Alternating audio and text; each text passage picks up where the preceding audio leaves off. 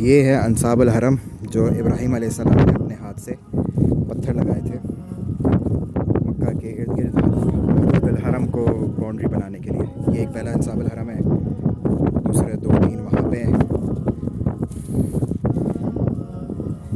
اس طرح وہ پلر کی شکل میں ایک پتھر کھڑا ہوا ہے اور اس طرح وہ 2 انصاب الحرم ادھر ہے, تیسرا ادھر ہے.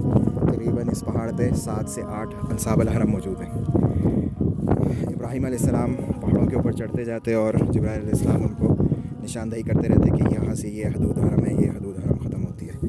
یہ سارا سیدھے ہاتھ پہ ہل کا علاقہ ہے. ہل کہتے ہیں جو حدود حرم سے باہر کا علاقہ ہے, مطلب مکات سے لے کے مکہ کی حدود حرم, مکات ذی الحلیفہ, مکات جحفہ سے لے کے یہاں تک کا حصہ, یہ سارا ہل کا علاقہ ہے حدود حرم سے باہر. اور یہ انصاب ادھر سے سیدھے الٹے ہاتھ پہ یہ سارا علاقہ حدود الحرم مکہ کا علاقہ ہے, وہ سارا مکہ شہر. جبرائیل علیہ السلام کے بعد ان انصاب کی مختلف وقتوں میں ترمیم ہوتی گئی اور قبیلہ قریش کا سردار تھا قصی, اس کے وقت میں بھی ان کی ترمیم ہوئی. پھر اس کے بعد حضور صلی اللہ علیہ وسلم کے وقت میں قبیلہ قریش نے انصاب الحرم کو اپنی جگہ سے ہٹا دیا تھا. یعنی حدیث میں اس الفاظ آتے ہیں کہ قریش قبیلہ نے انصاب الحرم کے ساتھ زیادتی کی, انہیں اپنی جگہ سے ہٹایا. تو آپ صلی اللہ علیہ وسلم کو کافی سخت اور دکھ ہوا. اس ٹائم جبرائیل علیہ السلام آئے اور آپ صلی اللہ علیہ وسلم سے فرمایا کہ آپ اس وجہ سے غمزدہ ہیں کہ قریش نے انصاب الحرم کو اپنی جگہ سے اکھیڑ دیا یا ان کو ہٹا دیا. تو آپ صلی اللہ علیہ وسلم نے فرمایا ہاں بالکل, میں اس وجہ سے غمزدہ ہوں کہ انہوں نے حدود الحرم کو جو ابراہیم علیہ السلام نے لگائی تھی وہ ختم کر دیا. جبرائیل علیہ السلام نے فرمایا کہ آپ غم نہ کریں, انشاءاللہ یہی لوگ جنہوں نے یہ ختم کیے ہیں دوبارہ اس انصاب کو اپنی جگہ پہ نصب کریں گے. پھر ہوا یہ کہ ہر قبیلہ قریش سے ایک شخص اٹھتا اور آپس میں کہنے شروع ہوتا کہ جو قریش قبیلہ نے انصاب الحرم کو ہٹایا ہے یہ بہت برا کام کیا ہے, اس کی وجہ سے اب قریش کے اوپر دوسرے قبائل حملہ کریں گے اور ان کو آ کے اٹھا کے یہاں سے لے جائیں گے. یعنی مکہ والوں کے اوپر حملہ ہوگا اور ان کے اب امن و امان ختم ہو جائے گا مکہ میں.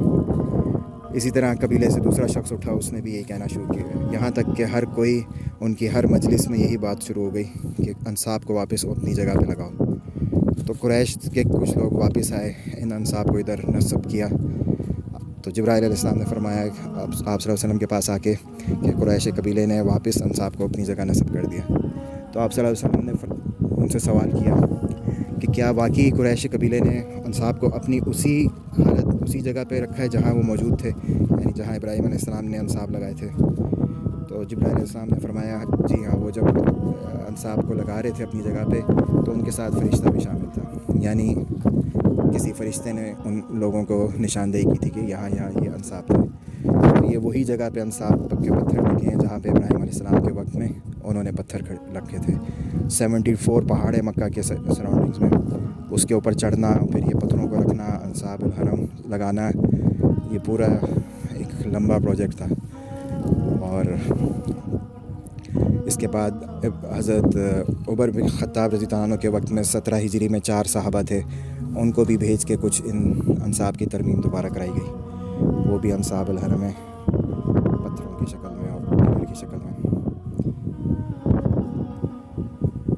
ابھی مسلمان عمرہ حج کرنے آتے ہیں لاکھوں کروڑوں اربوں کے حساب سے, لیکن ان جگہوں کے بارے میں نہ کبھی ریسرچ کرتے ہیں, نہ کبھی پڑھتے ہیں, نہ ان جگہوں کو ڈھونڈنے کی کوشش کرتے ہیں. یہ وہ جگہ ہے جہاں پہ فرشتے نازل ہوئے, اور حدیث میں آتا ہے کہ جب دجال مکہ مدینہ میں آنے کی کوشش کرے گا تو فرشتے, عربی کی ورڈ ہے انقابہ یا انقاب نقب, کہ پہاڑوں کے درمیان کے رستوں میں فرشتے موجود ہوں گے جو اس کو روکیں گے. اور یہ پہاڑ ہے ریل راہ. تو امید ہے کہ فرشتے بھی انصاب الحرم کے اوپر ہی کھڑے ہیں تاکہ دجال جو ہے وہ اندر داخل نہ ہو مکہ میں. اسی طرح مدینہ میں کعب بن مالک رضی اللہ عنہ کو آپ صلی اللہ علیہ وسلم نے فرمایا تھا کہ انصاب الحرم جا کے پہاڑوں پر لگاؤ.